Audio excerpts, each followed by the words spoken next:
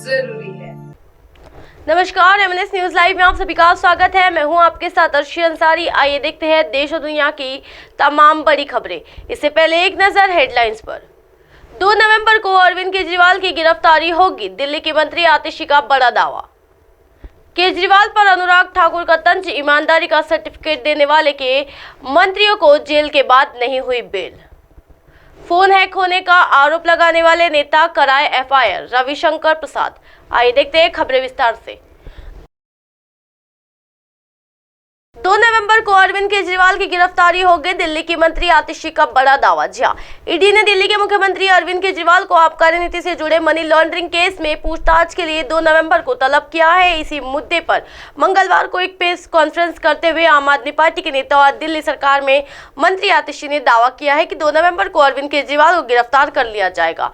आतिशी ने कहा, केजरीवाल जी को ईडी ने 2 नवंबर का नोटिस भेजा है। हर जगह से खबर है कि केजरीवाल जी को भी गिरफ्तार किया जाएगा। बीजेपी और एमपी मोदी आम आदमी पार्टी को खत्म करना चाहते हैं। केजरीवाल ही मोदी जीत के रथ को रोक सकते हैं। जी, आतिशी ने केंद्र पर बरसते हुए कहा कि अरविंद केजरीवाल को इसलिए गिरफ्तार किया जाएगा क्योंकि प्रधानमंत्री नरेंद्र मोदी उनसे डरते हैं। उन्होंने कहा, केजरीवाल जी ही पीएम मोदी के जीत के रथ को रोक सकते हैं। एमसीडी के चुनाव में भी बीजेपी ने हर हथकंडा अपनाया, लेकिन दिल्ली की जनता ने उन्हें जवाब दे दिया। सभी शीर्ष नेताओं को जेल में डालने का मतलब है कि ये आपको खत्म करना चाहते हैं। केजरीवाल के बाद अगला नंबर हेमंत सोरेन, तेजस्वी यादव, पिनराई विजयन और एमके स्टालिन का आएगा, जो इनका चुनाव हरा सकते हैं। उन्हें ये जेल में डाल देंगे ताकि चुनौती ना रहे।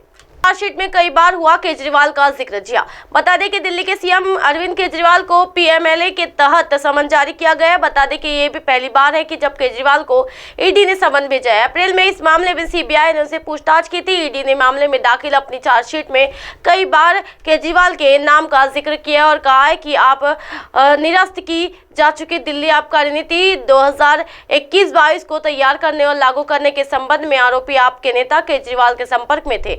ईडी के एक चार्जशीट में दावा किया है कि उसने कथित तौर पर बीआरएस के नेता के कविता से जुड़े अकाउंट बुची बाबू का बयान दर्ज किया है। बढ़ते अगली खबर की ओर। केजरीवाल पर अनुराग ठाकुर का तंज, ईमानदारी का सर्टिफिकेट देने वालों के मंत्रियों को जेल के बाद बेल नहीं हुई। जी हां, दिल्ली सीएम के अरविंद केजरीवाल को ईडी द्वारा समन भेजे जाने पर केंद्रीय मंत्री अनुराग ठाकुर ने उन पर तंज कसा है। उन्होंने कहा कि जो ईमानदारी का सर्टिफिकेट देते थे, उनका कैसे एक के बाद दूसरा मंत्री जेल गया, जिसके कहने पर यह भ्रष्टाचार हो रहा था। जेल गए मंत्रियों का बेल नहीं। जी हां, केंद्रीय मंत्री अनुराग ठाकुर ने कहा कि जो ईमानदारी का सर्टिफिकेट देते थे, उनका कैसे एक के बाद दूसरा मंत्री जेल गया और जेल जाने के बाद बेल भी नहीं हुई।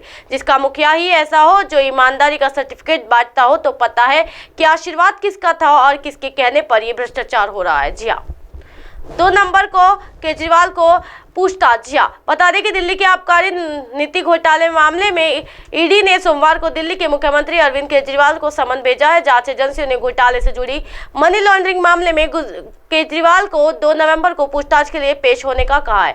सीबीआई कर चुकी है पूछताछ। जी हां, इसके पहले इसी मामले में अप्रैल में सीबीआई दिल्ली सीएम अरविंद केजरीवाल से पूछताछ कर चुकी है। अधिकारियों सूत्रों के मुताबिक केजरीवाल को prevention of money laundering act के तहत समन जारी किया गया था। दिल्ली में मामले में के जांच अधिकारी के समक्ष पेश होने के बाद ईडी मुख्यमंत्री केजरीवाल का बयान दर्ज करेगा।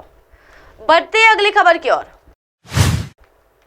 फोन हैक होने का आरोप लगाने वाले नेता कराए एफआईआर, रविशंकर प्रसाद। जी हां, विपक्षी नेताओं द्वारा सरकार पर अपना फोन टैप करवाने के लगाए जा रहे आरोपों का जवाब देते हुए पूर्व केंद्रीय मंत्री रविशंकर प्रसाद ने कहा कि सरकार पर लगाए जा रहे आरोप बिल्कुल बेबुनियादी और गलत है। इन नेताओं को एप्पल से सफाई मांगनी चाहिए कि ये किस तरह का मैसेज है और कंपनी के जवाब से असंतुष्ट होने पर एफआईआर करवाना चाहिए। भाजपा मुख्यालय में विपक्षी नेताओं द्वारा लगाए गए आरोपों के बारे में मीडिया द्वारा पूछे गए सवालों का जवाब देते हुए रविशंकर प्रसाद ने कहा कि इन नेताओं को एफआईआर करने से कौन रोक रहा है, ये क्या मैसेज है और क्यों भेजा गया है, इसके बारे में तो एप्पल कंपनी ही सफाई दे सकती है। उन्होंने कहा कि शशि थरूर तो स्वयं आईटी से जुड़े स्टेमिंग कमेटी के अध्यक्ष रह चुके हैं, वो इस मामले में एप्पल कंपनी से क्लैरिफिकेशन क्यों नहीं मांगते हैं। प्रसाद ने चुनौती देते हुए कहा कि अगर ये नेता एप्पल की सफाई से संतुष्ट नहीं होते तो जाकर एफआईआर करवाए।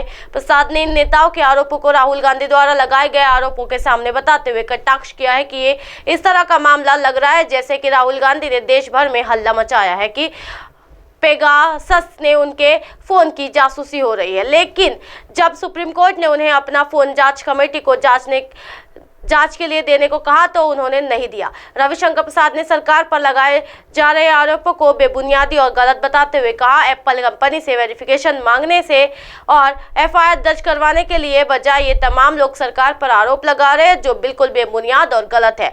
रविशंकर ने इन आरोपों को लेकर मीडिया द्वारा पूछे गए और सवाल का जवाब देते हुए कहा कि जब तक वे अपने अनुभव से कह सकते हैं, कोई भी टेलीफोन कंपनी ऐसा नहीं कहती, फोन टैपिंग को लेकर इस तरह का मैसेज नहीं भेजती है, और अगर ऐसा कुछ होता है तो सबसे पहले वो खुद क्लिक रिस्पांस टीम के पास जाकर वहां बताती है कि ये कुछ ऐसा लग रहा है, इसको देखिए। लेकिन ये यहाँ तो कमाल है कि मैसेज उन्हीं नेताओं को मिला है और उनके बाद वो प्रेस में भी चले गए। उन्होंने आरोप लगाने वाले नेताओं को फिर से चुनौती देते हुए कहा कि हिम्मत है तो जाकर एफआईआर करे।